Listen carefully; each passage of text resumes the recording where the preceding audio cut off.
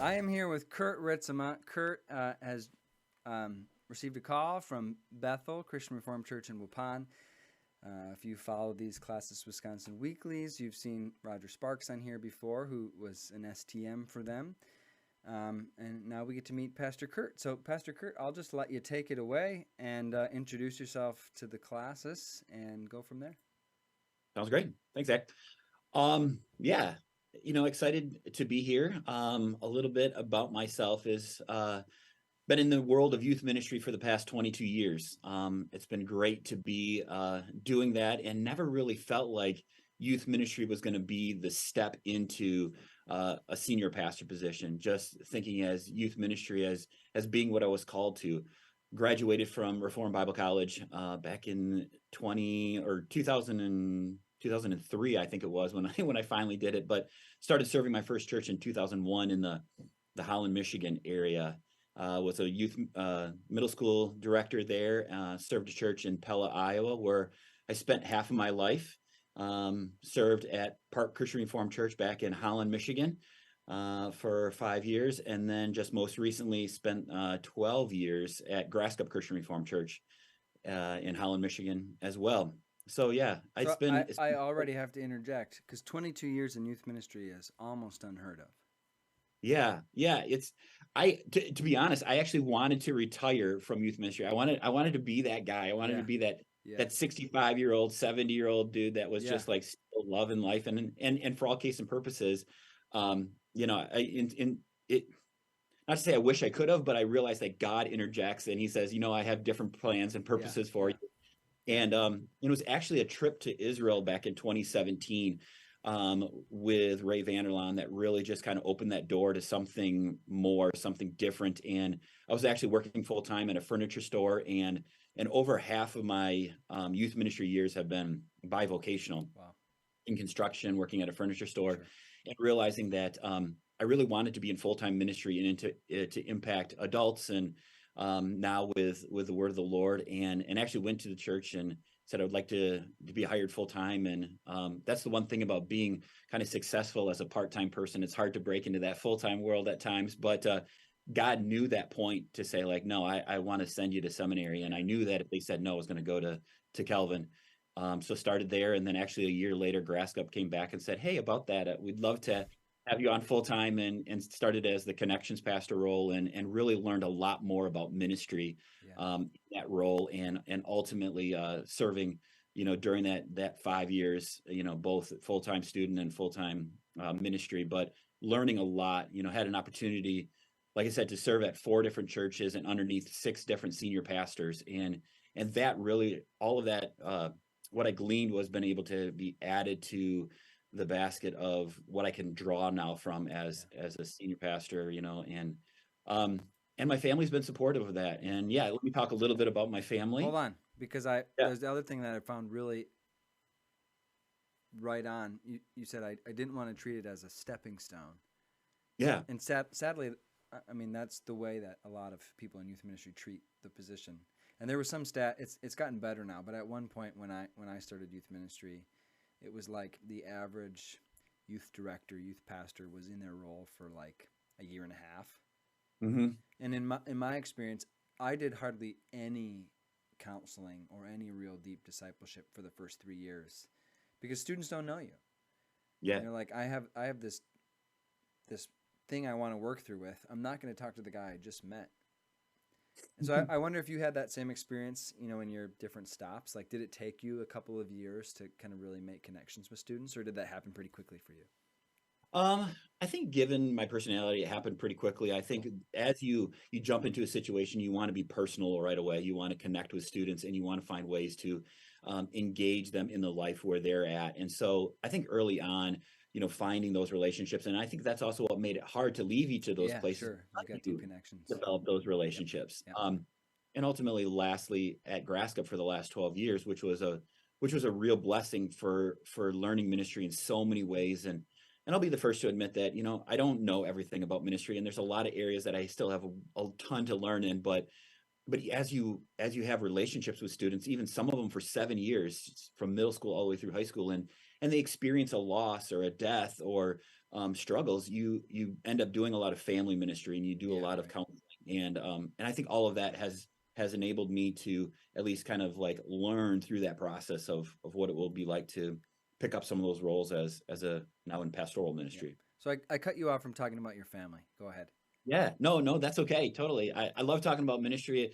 I just didn't want to be, I'd be remiss if I didn't mention my Yeah, yeah, family right on. too. Wanted to at least maybe just show a picture if kind of that can get picked up, a little bit here too. We got So it. that's my family.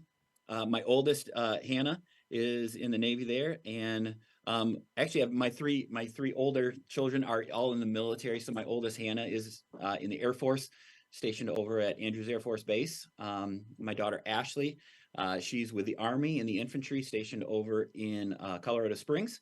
And then my son Ty just graduated high school and now graduated basic training down in San Antonio, and he's still there doing his advanced training, and then we'll head out to his first duty station probably the end of October. And then also I have a 4-year-old. So I have adult kids and have young kids or a young child as well. But my wife Jenna, as being married to for 10 years, she's been an amazing part of this process too. And even like I say, as part of the journey of starting seminary, talking about that, and for her wrestling with, where does my identity fit within this, and what can I bring to the table? And yeah, so that's who my family is, and excited to, even though they're stationed, across the U.S.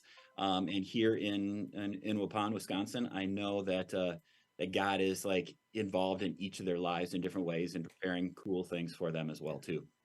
What you get the call from Bethel? What kind of seemed like a good fit or attracted you to Bethel in particular? Yeah, it was a unique journey because you start this process a little bit before graduation, and Mm. graduating in May, and so you begin like looking on the network and seeing what churches are open, and you're like, oh, this one seems to have a good flavor of worship that I would tie nicely in with. We thought we were going to be tied to West Michigan just because that's where my wife is from and grew up in West Michigan. And we thought initially about being 2 or 3 hours so that if something came up, we could be close to home or just being there for the day. And interviewed at a couple of churches and met really cool people, and really felt the Lord leading us to one of a couple of options. But then the Lord says, you know what? I've allowed you to think about where you want to go and within your parameters, within your box. But I got this place that I want to show you.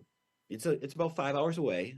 Yes, you got to drive through Chicago, but ultimately, there's some place I want to show you that I have plans for you. And you're like, okay, we'll go there. And uh, through that process, just really connected with the people on the search committee, connected with the people, on council and in the church, and really felt that sense of home and felt that sense of connection, as saying like, yeah, this is where I need to be. And people always begin to wonder, it's like, how do you sense that call? And I guess part of it is maybe just an inner peace that came along with it. Yeah, it was difficult to say no to churches that were in that process of, wanting to call you, and some have already, it did extend the call, but ultimately getting to Bethel, realizing like this is where the Lord has purposed and planned for us, and for those churches, there's going to be someone that will step into that role that He's purposed and planned for them. But yeah, for Bethel, after 2 years of being vacant, yeah, just being a part of a group that's excited to have you here is always Yeah, an affirming feeling as well. yeah. You mentioned your background in youth ministry, and as an outsider looking in, I know that Bethel values their students very highly and have a lot of students who are active in the church and living out their faith. So it sounds like that'll be a great fit for your gifts. Are there other kind of areas of your gifting that you think are just kind of a home run? Not to make you brag about yourself, but some things No, that you think will really be a blessing at Bethel. yeah. Like I say, obviously in youth ministry, you bring the word in youth group settings. The joy and the challenge now is to do that in more of a Sunday morning worship setting, and so I'll still get engaged that same type of exegetical work and study and preparation. But yeah, doing that for all ages is going to be not a challenge, but the thing that I know coming in is that I'm good at is I really enjoy relationships. I really enjoy that pastoral care is something that I know I can do well. I want to journey with people. I want to be present in their life. I want to be open to receiving people at at times of need and in times of joy. So as I work through and journey through some of those things, even the things that I haven't done from start to finish, say like funerals, participated in funerals, but Sure. I've never received the call all the way through the committal service. And so there's areas of growth, but I realize that the 22 years of experience will enable me to do some things, not as a newbie right away, but as someone who's been had opportunities to work through that, to grow through that, to grow from the times where you're like, ooh, I probably could have done that differently, and ultimately just to participate in the life of ministry. And yes, my heart is with students. That has never changed, but I'm really excited now to really just be a pastor to families and really be a pastor to those that are in the older ages of life as well too. Yeah. So tell me, I know in just talking before we hit record that you're not preaching yet. You've got the big exam coming up, which I'm sure will go great. What's going on at Bethel CRC? What's is there a preaching series? Who's coming in to preach? Is there an event? Is there a program? Anything you could share about the life at Bethel CRC that you think would be an encouragement to the classes? Yeah. It's a great question because I'm learning that, Yeah. in Okay. Yeah. Good. here. Yeah. So I'm in kind of, arrived on August 13, but in the fifth week of being here, and in your learning, you're meeting with some of the ministry leaders and the elders and full council. And I think what it comes down to it is, Bethel is excited for this next phase of life, not only with having someone regular, preaching, but someone in the office, here that is going to be available. But things are continuing on. The things that I know they're doing well is youth ministry and children's ministry, the connections that they have not only with the school but here in the community. It was really cool stepping in and realizing how much connections that are made even between First CRC and Bethel, but even other churches like Edgewood, and how they overlap with GEMS and cadets and even as part of youth group. I think that's a really cool thing to know that yes, we're a part of something bigger. We're not just independent, Bethel Youth Group and First Youth Group, or Edgewood or other churches that are involved with that too. But you realize like together we are doing this, and that's what something that I was excited, to be like, wow, that's really cool. So that's something they're doing well. I know that stepping in this time of the year as we're entering October, I know for pastors at least, you're like, wow, Advent is right around the corner. So you begin thinking about those things and you begin thinking about the holidays. And so there's going to be a window where, maybe a teaching series will be impacting, and, to kind of, explore, who God is through the lens that, I've been given over these past, 2 decades of ministry. That's something I'm excited to maybe bring to part of the preaching series.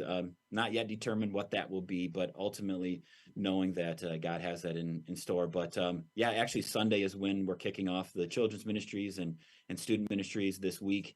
So there's those neat things that are going on. Most churches are probably in the same boat at this time as well. I always tell people this time of like the fall and winter in the CRC is just bonkers because I'm looking up at my calendar here. We've got All Nations Heritage in October. We've got a Reformation Day service in October.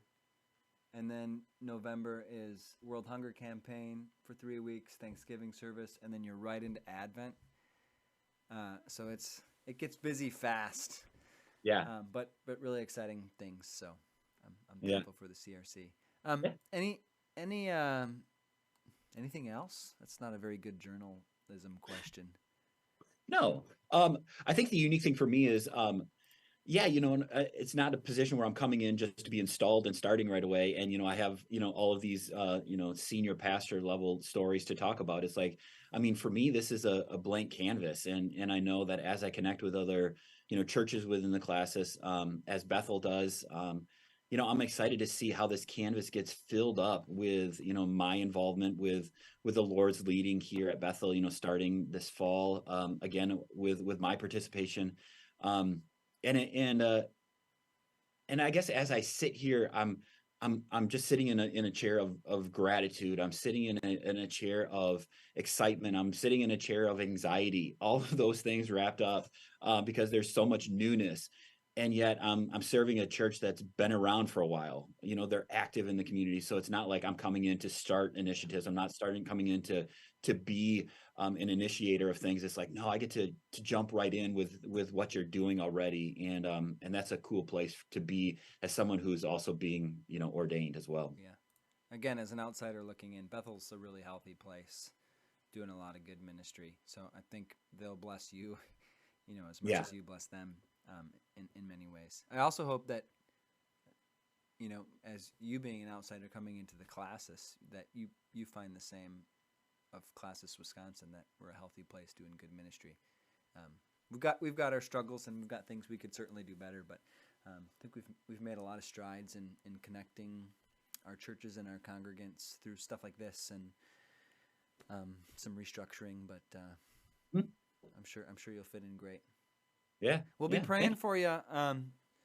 Again, I'm looking up at my calendar. Classis is only Yeah, like 12 days away. oof. So, Wow. yeah. I don't have it on So, my calendar. Oh yeah, there it yeah. is. Yeah, Classis is Tuesday, September 26th. yeah. Wow, crazy. We'll be Yeah. praying for you and your family as they make the transition, and Bethel as you guys get to know one another. Yeah, thank you very much, Zach. Thanks Yeah. for this opportunity to Thanks, come on. Pastor Kurt. Appreciate it.